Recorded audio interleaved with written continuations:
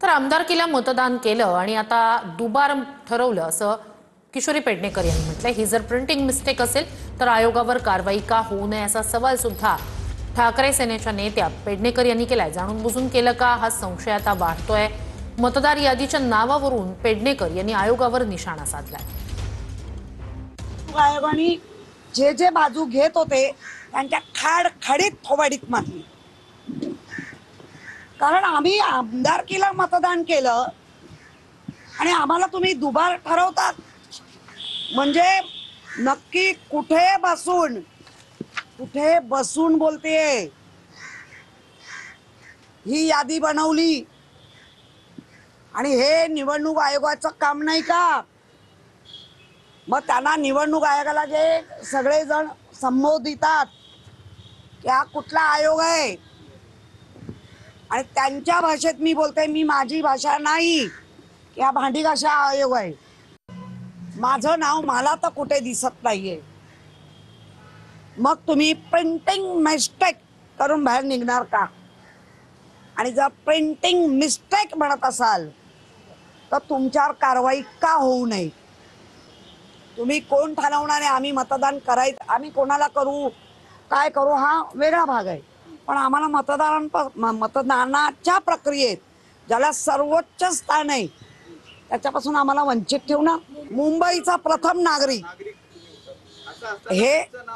हे जाणून बुजून केलंय का असा आता संशय आमचा वाढत चाललाय। पुढच्या घडामोडीकडे उदय सामंत यांना सगळ्या गोष्टी यूज टू आहेत असं सुषमा अंधारे यांनी म्हटलंय। सूर्यप्रकाशा इतकं सत्य शिंदेंना दिसत नसेल तर काय बोलणार? ठाकरेंच्या शिवसेनेच्या नेत्या सुषमा अंधारे यांनी ही टीका केली आहे। खरं तर उदय सामंत यांच्या संदर्भात आपण ट्विट केलं होतं की सुप्त महत्वाकांक्षा उपमुख्यमंत्री पदाची त्यांची आहे।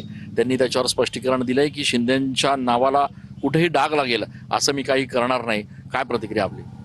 असं ते ठाकरेंच्या बद्दलही म्हणाले होते। नंतर ते पवार साहेबांकडे गेल्यावर ते पवार साहेबांबद्दलही असंच म्हणाले होते। मग पवार साहेबांकडून पुन्हा एकदा ठाकरेंकडे येताना पुन्हाही ते तसंच म्हणाले होते।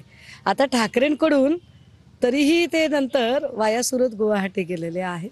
आता तिथे ते असं म्हणत आहेत, त्यामुळे त्यांच्यासाठी ही सगळी गोष्ट यूज टू आहे। पण एनिवे मला असं वाटतंय की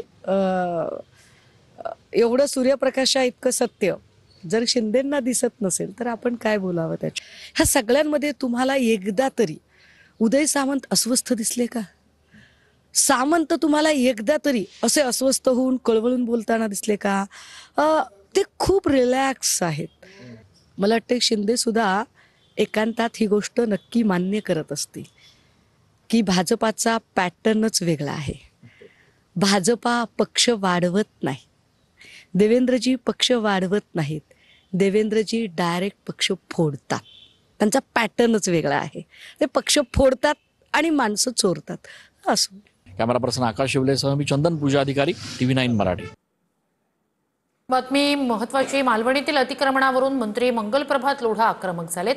मुंबई उपनगर जिल्हाधिकारी कार्यालयात थोड्याच वेळात बैठक घेतली जाणार आहे।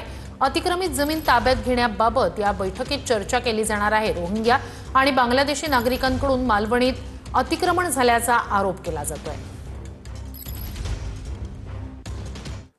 अमरावतीतील बडनेराच्या जुनी वस्तीमध्ये 28 वर्षीय तरुणाची हत्या झाली आहे। आरोपीला अटक करण्याच्या मागणीसाठी नागरिकांनी पोलीस ठाण्यात गर्दी केली। बांगलादेशी तरुणांकडून हत्या झाल्याचा आरोप भाजपच्या शिवराय कुलकर्णी यांनी केलाय।